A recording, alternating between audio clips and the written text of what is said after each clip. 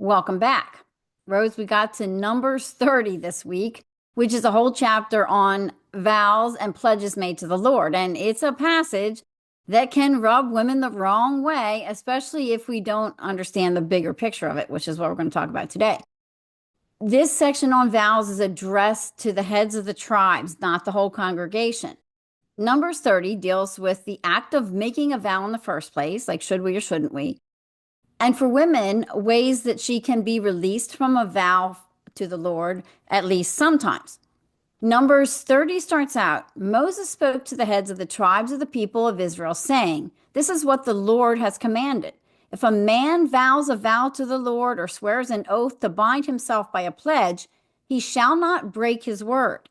He shall do according to all that proceeds out of his mouth." So there's no question here what God is saying. Men, leaders of Israel, if you make a vow to me, carry through with it. This is serious because the word used for binding obligation here actually means to bind your soul or to bind or imprison yourself. And that word that's used here is only used 11 times in the Bible, and they're all here in Numbers 30. So this is a pretty big passage. Yeah. Long before this time, God covenanted with Abraham to bless all the nations through Abraham's descendants. And that's in Genesis 15 to 17. 400 years later, which is where we are here in Numbers, when God led the Israelites out of slavery in Egypt, he told them through Moses, "You have seen for yourselves what I did to Egypt and how I carried you on eagle's wings and brought you to myself.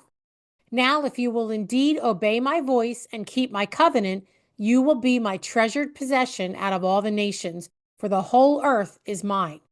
And unto me you shall be a kingdom of priests and a holy nation." That's Exodus 19, 4 to 6. So when Moses went back, he summoned the elders of the people and told them all the words that God had commanded. And they answered together, "We will do everything that the Lord has spoken." So here we are in Numbers 30 when they're about to enter the promised land for the second time. And God is reiterating to these men that they must keep their vow. The next few verses in Numbers 30 are about a young woman still in her father's household under his authority. And if her father hears her make a vow or a pledge to the Lord and says nothing to her in opposition of it, then she's bound to carry through with that.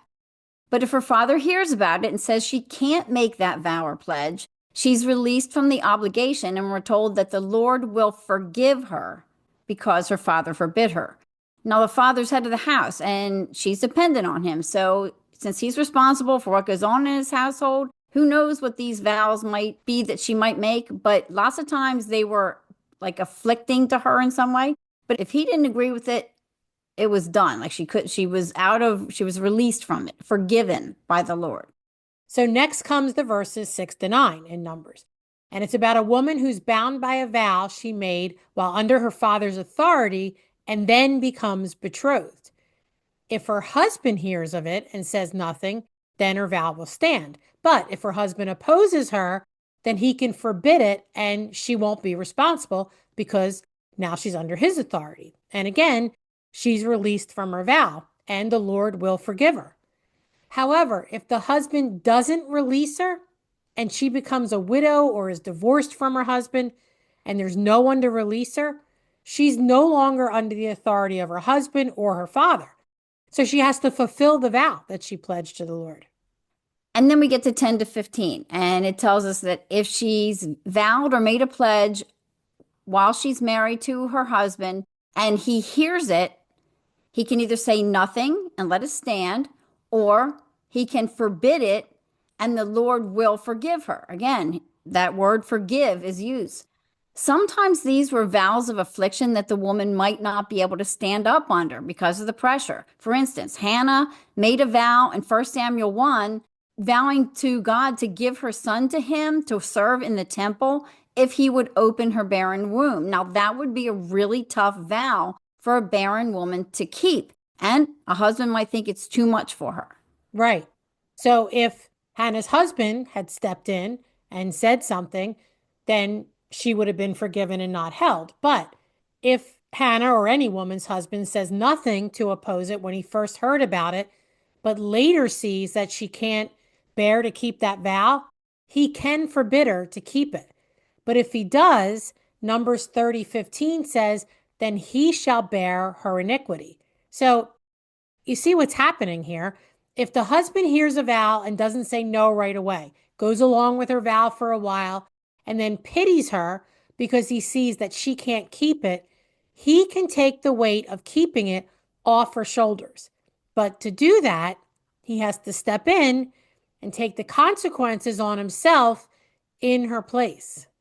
So, what should we take from all of this talk about vows?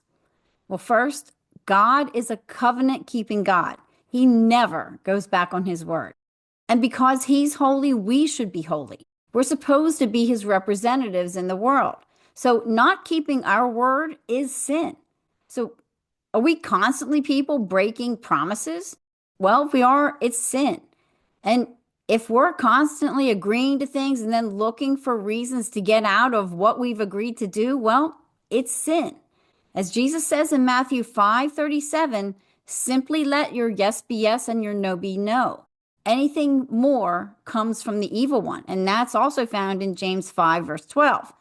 And the second thing is all throughout the Old Testament, there's types of shadows that point us to Jesus. Well, this chapter is one of those places. Maybe you've already put the pieces together here.